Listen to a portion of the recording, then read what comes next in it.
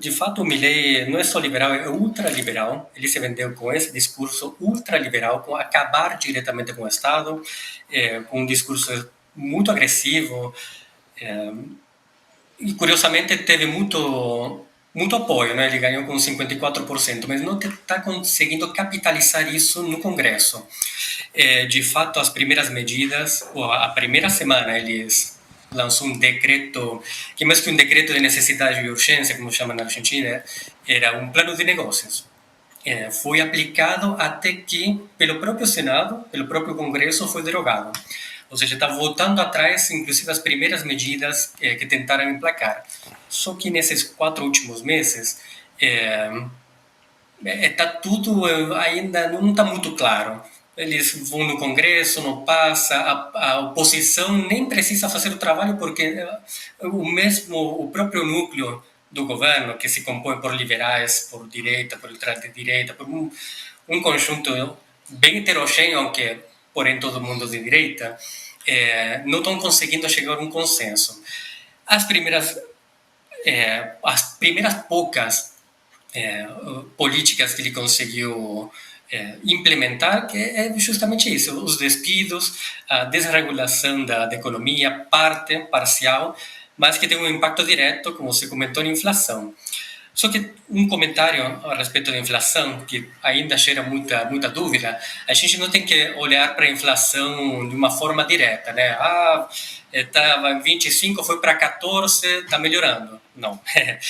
Esse último dado foi ainda alto em comparação com o ano passado, mas melhorou, entre aspas, relativamente ao mês anterior, pela queda brutal da economia.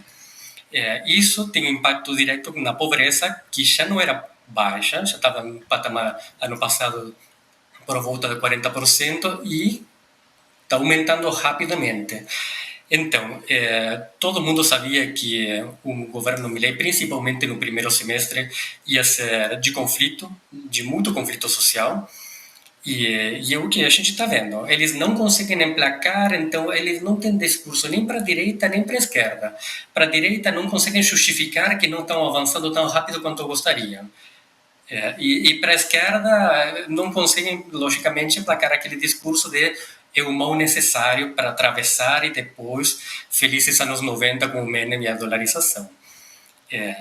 Nessa situação a gente está, né? Há 4 ou 5 meses de governo Milei, o conflito só aumenta e provavelmente aumente ainda mais até junho, julho.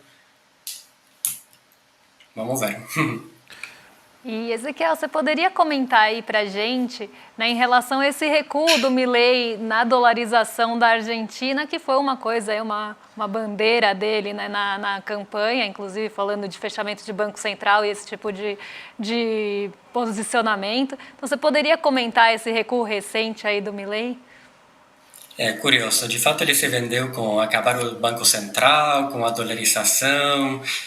Ele fez campanha, ao longo da campanha presidencial, contra o peso, pedindo para as pessoas não aplicarem, não fazerem investimentos em peso, por enfim, todo aquele terrorismo financeiro. Só que agora tem que governar.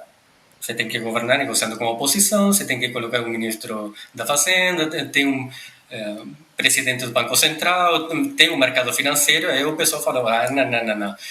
Tudo bem no discurso, mas o Banco Central fica. Quer avançar na dolarização? Arranja aí 20 bi de dólar. Só que quem vai te dar os dólares hoje em dia? Você está brigado com a China, até, olha só, curioso, uma das esperanças era chegar a um acordo com o FMI. Mas o FMI, olha só que o grau a intensidade das políticas, que até o FMI está falando para o Milei, você está no caminho certo, mas está exagerando na mão. Então não vamos liberar recursos adicionais. Então ele se viu forçado a recuar, principalmente porque na pulsada interna, na queda de braços, desculpa, na queda de braços interna, o ministro da Fazenda é o Caputo. E o Caputo é do mercado financeiro, que é do lado do Macri. Então, se viu forçado a recuar. Ele continua no mesmo discurso, que para frente, quando a economia começar a andar, os investidores confiarem na Argentina novamente e tudo mais, ele vai avançar na dolarização, mas duvido que isso aconteça. E para a gente finalizar então aqui, Ezequiel, pelo que você está falando aqui, a situação poderia ser muito pior, né? Mas vamos chamar assim de incompetência, pelo menos nesse primeiro momento, dele está evitando uma catástrofe maior, né? Bem isso, a incompetência da própria gestão do governo, do próprio governo, está evitando essa catástrofe. Por um lado é isso, a falta de coordenação, a falta da capacidade de coordenação política, e por outro a resistência dos sindicatos. Vocês sabem que a Argentina tem sindicatos fortes. O desejo do governo é atravessar esse primeiro semestre para desarticular a mobilização social, para desarticular os sindicatos, para desarticular as cooperativas, para desarticular a vontade social e participação política da sociedade.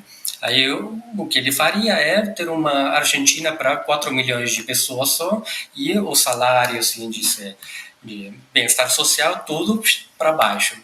Só que, pelo histórico, a coordenação social, a participação política, as cooperativas, os sindicatos, a sociedade civil está bastante bem articulada. Então, está enfrentando maior resistência do esperado nas duas frentes, a social e a interna. Mas a interna, claro, como você bem disse, pela própria, talvez inexperiência do próprio Milei e equipe, né?